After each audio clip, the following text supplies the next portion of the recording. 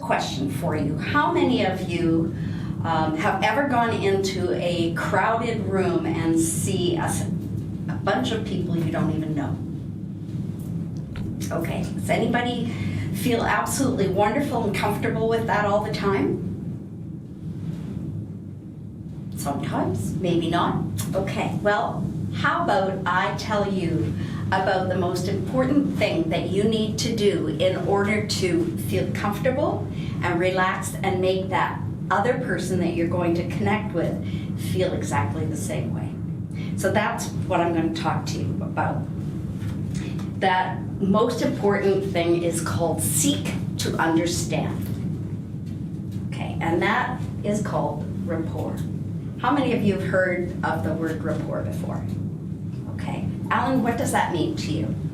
Rapport means connecting with someone in a way where you really feel trust and sharing of ideas and feelings and just good, overall good connection with each other. Okay, thank you. Any other comments that you'd like to add, gentlemen?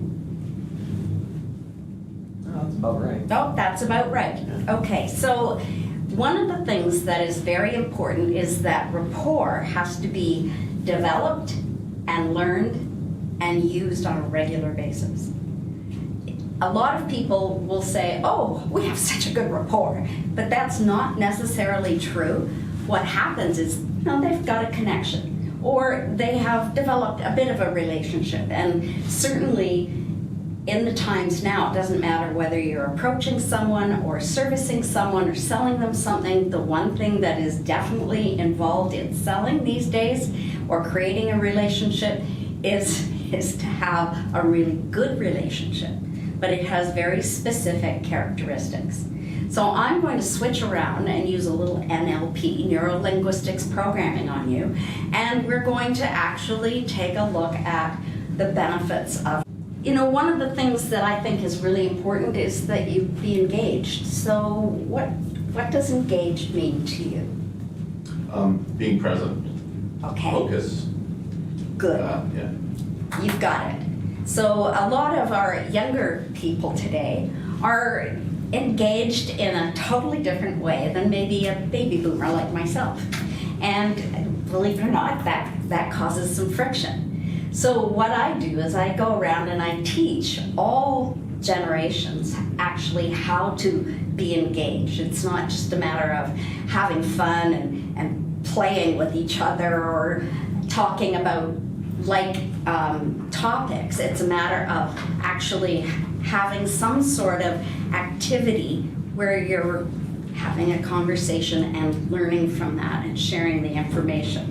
Now, taking a look at the learning stuff, that's all fine and dandy, but there's some simple ways that you can actually develop rapport. And one of them is called matching and mirroring. So pretend that there's a mirror between you and your partner that you're speaking with, and I'm just going to pretend that I'm sitting down. So here I am sitting down, and let's say you and I are having a conversation. So the first thing that I'm going to do is I'm going to just very nonchalantly put my hand on my thigh, because you are. And you're using your right hand, but I'm mirroring you, so I'm using my right hand as well. I may have my arm on a chair or on a desk. Certainly what I'm not recommending is that you're a puppet pulling strings, and so you change it. Oh, okay, there, my feet are now crossed, and oh, he smiled, I'm gonna smile too. You don't want to do that. That's phony and it's rude behavior. So you're mirroring or matching their body language. And again, it has to be subtle. Good. So I'm going to ask you to face the group at all times. Okay. And I'm going to give the rest of you literally a sign. And I want you to follow the instructions on the sign. Okay?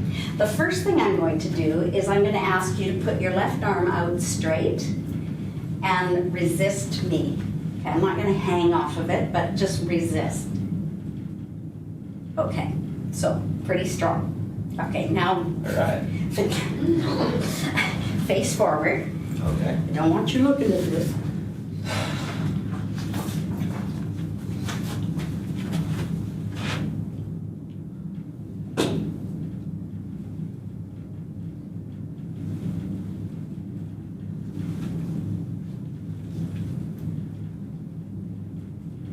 Okay, you can put your arm out again. Thank you. Put your arm out again and resist. How did that happen? We exchanged muscles, actually. No, I'm just kidding. Okay, now let's fix that. Okay. Because what we've done, and I will go into more detail later. In fact, I will. I'll go into more detail later. So, audience, what I would like you to do now is this.